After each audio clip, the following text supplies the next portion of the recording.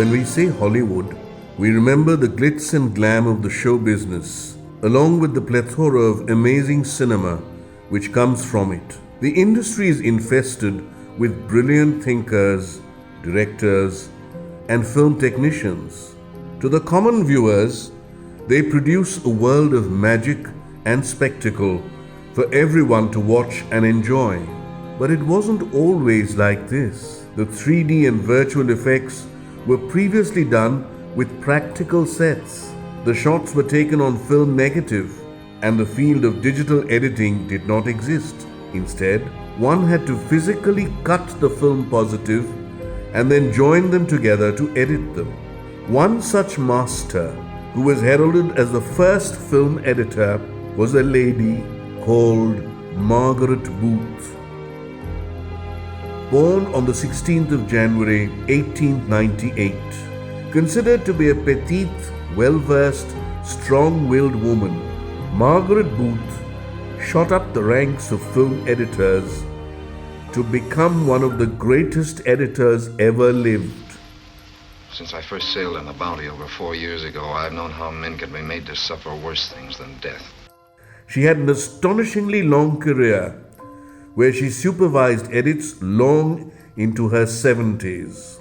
Although she never received a competitive Oscar, the legendary Margaret Booth was the first and up until now one of only 2 picture editors to win an Academy Honorary Award for exceptional contributions to the art of film editing in the motion picture industry. It was presented at the 50th Annual Academy Award ceremony in 1978. I'm deeply grateful. But isn't it wonderful that one can win an award for something one loves to do? And I love my work, and thanks to Ray Stark, I'm still doing it. Thank you. She was the first cutter to be called a film editor. Born in Los Angeles, Booth came under the tutelage of D.W. Griffith at the tender age of 17, where she began her work as a patcher from 1915 to 1920. There she learned the craft of editing from him, mastering the sense of pacing, timing, and rhythm. Booth was an advocate of the conventional Hollywood style of film editing, referred by some as the invisible cut or parallel cutting, building and controlling the emotional tempo of the film, using a series of shots from different angles, lenses, and distances.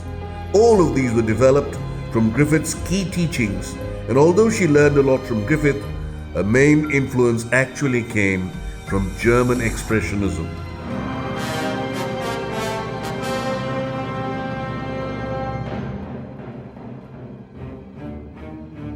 She would go as far as foreseeing the auteur theory, claiming that great directors have a distinctive rhythm of their own, and it was the job of the editor to find that rhythm and bring it out in the editing.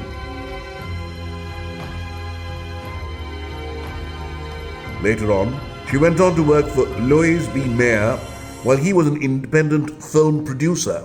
But Mayer went on to establish the Metro-Goldwyn-Mayer Company, or MGM, which at the time was one of the largest film production and distribution companies available. Booth stayed there for 4 decades, acting as a supervising editor for numerous films made by the company. By the early 1930s, Booth was one of MGM's top editors and was assigned to some of the studio's most prestigious productions, including The Barretts of Wimpole Street, Mutiny on the Bounty, for which she was Oscar nominated, Romeo and Juliet, Caballés.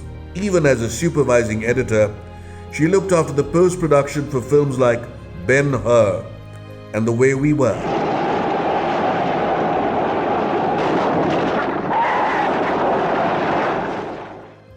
She earned all the power to ask for reshoots and used to point out key problems in the narratives while checking the dailies. I'm a man. Well, nobody's perfect. Booth lived to see the emergence of digital computer technology, in which an editor can call up any scene on the monitor, try out a variety of sequences at the push of a button, and even edit on location. As someone who had worked with films in the traditional way, she thought these methods too facile and a betrayal of the art of editing. Booth, at the age of 104, died in 2002 from complications after suffering a stroke. In its obituary for Booth, the British newspaper The Guardian states, all the filmmakers had to go through her in order to have a final editing of sound and vision approved, while describing her approach.